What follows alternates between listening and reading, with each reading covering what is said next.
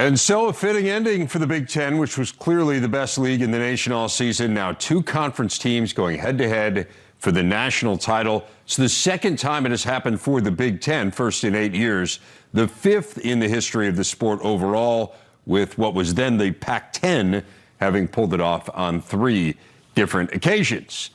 Emily Ehman joining us now from Columbus. And Emily, by seed, both of these matches yesterday were upsets. That being said, did you consider either one of them to be particularly surprising? You know, I wasn't necessarily surprised with either win. I will say I would have picked Wisconsin over Louisville. I thought that one was going to go 5, but Nebraska, they just keep surprising us. The way they finished out this season, they're peaking at exactly the right time. And yeah, you could say it was a surprise because they are the lower seed, one of the lowest seeds to ever make a championship match. But this team's peaking at the right time. You heard Maddie Kubik say it. They are on a roll right now. So yes, surprising in the sense that they were the lower seed, but with the way Nebraska's playing, not a surprise at all. Let's focus on Wisconsin first. Obviously, want to talk about both of these matches. The Wisconsin match was really a remarkable match, and both teams played extremely well. I mentioned it. Louisville had not lost all year. They were the #1 seed. As you said, Wisconsin is certainly no slouch. I don't think it shocks anyone that the Badgers ended up winning it. But what does it say about them that they had the resilience to beat what was an undefeated and #1 ranked team? Yeah, that's a Louisville team that was undefeated up until this point, one of the best teams in the country for a reason. And I think for Wisconsin, it just shows that their leadership really matters. This is kind of a Wisconsin dynasty at this point with those seniors that came back. They brought back 6 of them, including 4 All-Americans. And I think this win just shows how good this Wisconsin team is. They are so legit. And to do it in that fashion, like you said, it was a remarkable match. I will say it was probably the most intense and high-level college volleyball match that I have ever witnessed.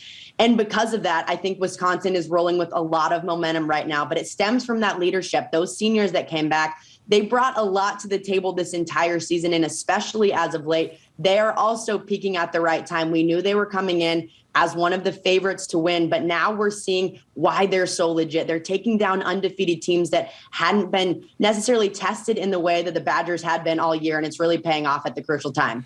You mentioned all those super seniors, and of course that has been the big story from the outset here for Wisconsin, but to a large extent the story last night was Anna Smrek, a young player for Wisconsin. She had 20 kills in this match. Her career high coming in was 12.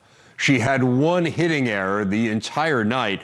For those maybe who don't follow volleyball that closely and who are tuning in here because the Big Ten is good and because they're saying, I want to watch, I want to see Wisconsin, I want to get one last chance to see them. Put in perspective what Anna Smrek did. I mean, to have a game, a match that good at this time. Yeah, well, I mean, you hit it nail on the head. We have so many super seniors coming back that are great, but Wisconsin doesn't win that match without freshman Anna Smrek. And immediately, if you tune into a Badger game, you notice her right away. She's 6'9", the tallest Badger to ever put on a Wisconsin uniform. And last night, she won that game for them. She was 20 for 27, hit 704. And you might see numbers like that from one of those super seniors and not necessarily be surprised, just think they had a big match.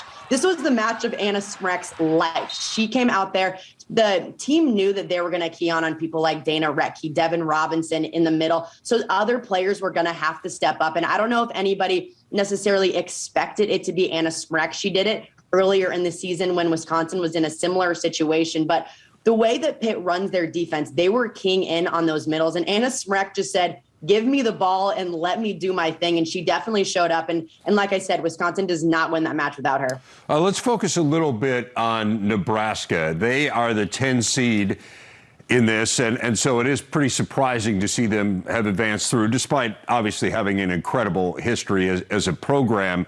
They started the season slowly. At one point, they lost 3 matches in a row. And yet here they are. I mean, they beat the 2 seed and the 3 seed here in this tournament to make it to this point. Now, what does it say about Nebraska and, as you said, kind of figuring out a way to peak at the right time? Look, I think with this Nebraska team, ultimately what it comes down to is this team is gritty, whether it's on defense, working hard in transition, just putting in tough serves. This team is gritty all around. They're going to outwork you. They're going to outplay you. That's what they did against Texas the other night. And then last night, they just simply outplayed Pitt. Pitt is a team, they run their offense so quickly, and that defense stepped up big time. I think their defense from the beginning of the season until now has improved, but it's always been consistent the entire time. There's a reason why they're the second team in Power 5 right now in digs per set. That backcourt defense is winning national championships for them. It's winning games for them. I think that defense is going to be key headed into this one, but it's something that they've done well all season long. And again, that defense is peaking at the right time. We saw it against that Pitt team. They just outplayed them in the backcourt. Yeah, I mean, Pitt started off so well. John Cook was saying afterward in the post game, he said, I thought for a while it might be a quick night. Pitt hit 483 in the first set. They hit 163 the rest of the way. How much of that was it Nebraska's defense? Was there something that happened with Pitt? Kind of what changed here so dramatically? Yeah, like you said, I mean, they kind of ran into a buzzsaw that first set. That was the Pitt that we saw go up against Purdue. They run their offense so quickly. And they talked about it post-match a little bit, but they weren't adjusted to the speed until that second set. Nebraska came out there and was a little thrown off by how quick those sets were. And I think you saw the change instantly in set two. They made a few adjustments. They brought their blockers in a little bit. When you're running a quick offense, hitters normally hit cross court. So they brought those blockers in, made those adjustments defensively, and that paid dividends for them. We saw it was a complete flip of set one. And then along with the defense, they were able to turn those in transition. So they're getting the digs. They're putting those digs in good spots. They're getting block touches, something they didn't really get that first set. So they're able to work things in transition. Those middles are so good at getting off the net really quickly when they go up from blocking back in transition. So I think ultimately they just found another gear. They started to outwork them, started to turn things defensively and turn that into offense. And that was the difference to take those last three sets. To me, one of the great stories has been Lauren Stivrins. We had her on the show earlier this year. Maybe for people who don't follow, she had back surgery. She came back. It was unclear whether or not she was going to be able to play. She comes back in the middle of the season, ended up with 6 blocks, a match high last night. Just give people a sense of everything Lauren Stivrins has been through and how special this is for her.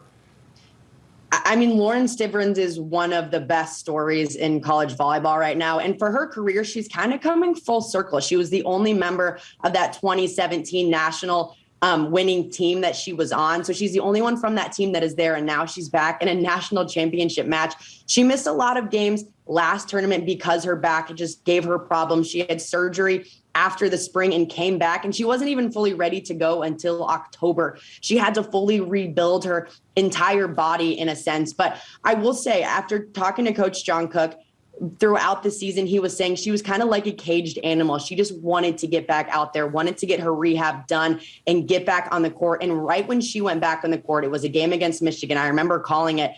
The atmosphere in that arena was like I've never seen the Devaney Center before. It was so loud. Everyone was so happy to have her back. And regardless of how she was playing this season, just the fact that she was able to get back on the court and make a full recovery and not only get back on the court, but to have the season that she's having. I mean, she's one of the reasons why Nebraska is having so much success. It was like a light bulb kind of went off for that team right when she stepped on the court. Having her back was so crucial for this Nebraska team to get where they are. And what a story for her coming back surgery. I mean, it's not something you hear a lot of 20-somethings having, but she came back, rebuilt her body, and is playing at such an elite level to lead her team to a national championship match. That is a remarkable story. Nebraska's a remarkable story. I mean, the 4th lowest seed ever to make it to the national championship game. And so now these two teams match up tomorrow night. They're two teams that are very familiar with one another.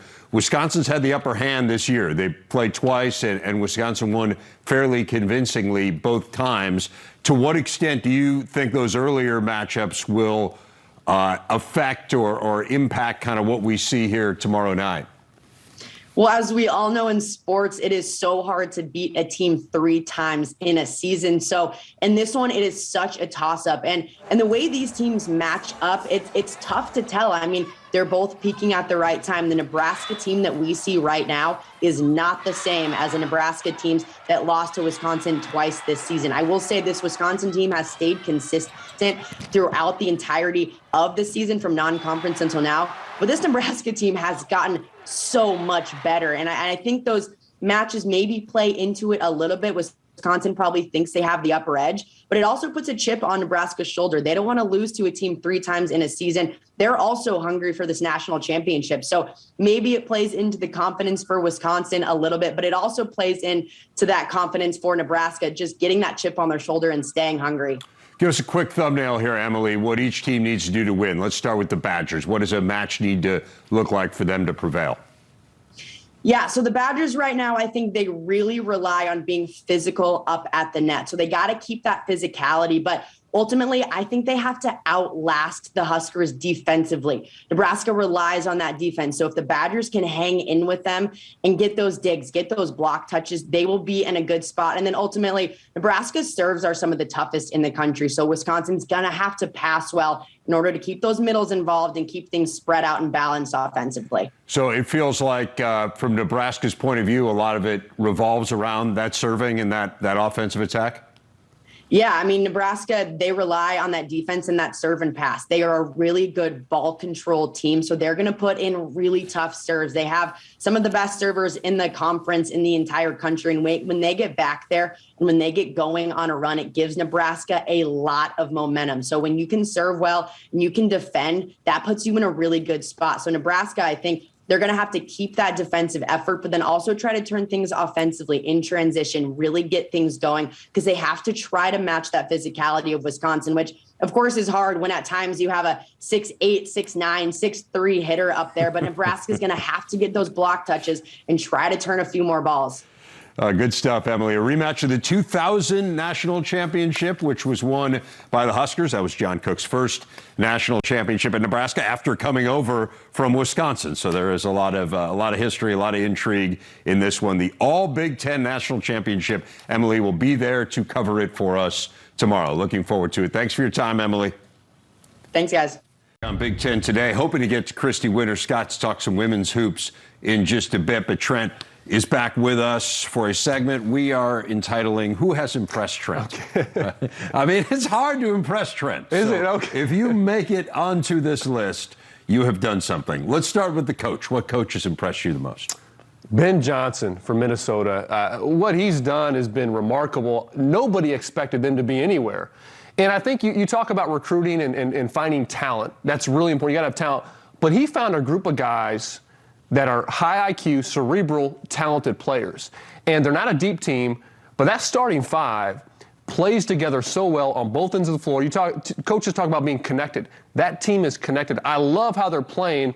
And it just seems like, Ben Johnson has a great composure about himself.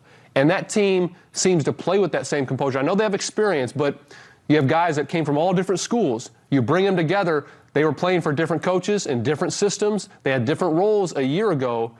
That's not easy to mix those guys together. So he did a great job of finding the players and now getting them to play together. Jamison Battle's a guy that we don't talk about enough. He's up there at first team All Big Ten here early in the season. Peyton Willis returning to Minnesota. That's a pretty cool story. Yes. Second time playing, with Ben Johnson again. So I love what they're doing to get that win at Michigan on the heels of a win at Mississippi State. Minnesota is they're legit this season. It's a remarkable story. And again, as you say, to have a bunch of guys, none of whom have played with one another, and to create chemistry, I mean, that is hard to do. And they've done an exceptional job of that. What about a player? Who's the player who has most impressed you? E.J. Liddell. Okay, there's been a number of guys early on. We were here last weekend and previewing this Wisconsin-Ohio State game. And Andy Katz and I were like, Johnny Davis, he's the player of the year right now in the Big Ten, what he's done for Wisconsin. But after that game, EJ went for 28, 9 boards, 4 assists, 2 blocks. He does 4 blocks. He does everything for Ohio State. I love this Buckeyes team is just they're rugged, they're tough, they're skilled, and he exemplifies all those things. Here's what EJ Liddell is, Dave. He's a basketball player. We want to put guys and we want to put guys in a specific role or label them. He's just a basketball player. He's a baller. He does so many different things. I love to see how his game seems like each season he's added to his game. His handle's better. His perimeter game's better. He can still get it done on the inside. He's blocking shots, 3 blocks a game for Liddell. So he has been, for me, very impressive and the Big Ten Player of the Year this very, very early in the season. It's interesting, when I saw him at media days, he had lost so much weight that I kind of looked at him and was like, is that going to work? I mean, is he too thin? Clearly not, right? Because what he's been able to do now is he can go around people, too. I mean, he puts the ball on the floor. He's both ends. I mean, he's fourth in the Big Ten in scoring. You mentioned defense. He's third in blocks. He's really good. And what he has is, sometimes we look at the physique and how much can you bench press, whatever, or squat, but it's a mentality, too, of knowing how to use your body. And he is, he's terrific at knowing how to initiate contact, knowing how to create space to get a shot. How about a team? I'm going to stick with Ohio State. Okay, this is a team that early on didn't look great. Some really close games against some opponents you thought they'd put away pretty handily. It seemed like E.J. Liddell just had to carry them. But then they go and they get the biggest win of the Big Ten season, beating number 1 Duke. Zed Key steps up for 20 points that night. Now we see Kyle Young knocking down threes. They're missing Dwayne Washington Jr., C.J. Walker, the experienced, talented backcourt from last season. But it's kind of by committee a little bit. Jamari Willer's been very good, transfer from Penn State. He does so many little things. I think Michi Johnson is a kid that's just improving by the week. No Justice Suing. So this is a team that's had to deal with some adversity. They're going through that this weekend, tomorrow with their game canceled against Kentucky. But they've been dealing with this. I thought Justice Suing was a guy that they were going to need to play a pivotal role, initiate a lot of offense, create for them. He hasn't been available this year, and they're still doing really well. So it'll be interesting once they bring him back. I think Chris Holtman's maybe the best coach in the Big Ten at putting his individual pieces in positions for them to really play to their strengths, create mismatches. And so I love what they're doing so far. Remarkable to me they've done all this without Justice Suing. And no Seth Towns. I don't know whether we're ever going to see Seth Towns at what he could have been. He's obviously had surgery and is out. But we'll see. I mean, again, this is a team that has tremendous upside as you head forward. How about the freshman that has impressed you the most? Okay, Moussa Diabate. His numbers aren't crazy. And first I'll say, Dave, it's tough to produce as a freshman, okay? I think there's a lot of promising freshmen. Bryce McGowens might have better numbers. Diabate's teammate, Caleb Houston, might score more. But I love his energy, the swagger that he plays with. I saw him there at UNC as on the road. The team seemed to be a little bit just stifled, and he was a guy that came in that first half and made some shots, attacked the rim, he defends. So I just love the swagger, the confidence that he plays with, and he's exactly what I think Michigan needs in terms of someone who brings some toughness, plays with a high motor. I'm really high on his potential. So he's been impressive so far, but he would be the freshman that I'm looking forward to seeing how they progress through this season all the more. The motor really has stood out to me, yeah. The energy, right? Yeah. He plays with tremendous energy. And, sometimes as a freshman, that energy doesn't always go in exactly the right direction, as you know, certainly better than I do from having been around this game. But there's something there that's really impressive. Obviously, the guy's a McDonald's All-American, too, so he's a pretty good skill set. Yeah, he's got the physical tools, and you see him even from a skill standpoint knocking down some shots, but his motor and his energy, that's what makes him special, I think, as a player. And that's what I think why he's going to be a pivotal piece. I think in Michigan, improving and maybe turning a corner here as the season goes on. And as the game has changed, as teams turn over their roster on a year-to-year basis, it used to be that you look to those freshmen to contribute, and in some cases you still do, and certainly Michigan is one of the teams that's depending a lot on young players, but the portal's so huge too. So who's the transfer who has stood out the most to you? That man, Alfonso Plummer for Illinois, has been incredible. He's averaging, 16.7 points a game. But if you go over the last 6 games, he's almost averaging 24. So after somewhat of a slow start, he's shooting nearly 50% from 3 in those last 6 games.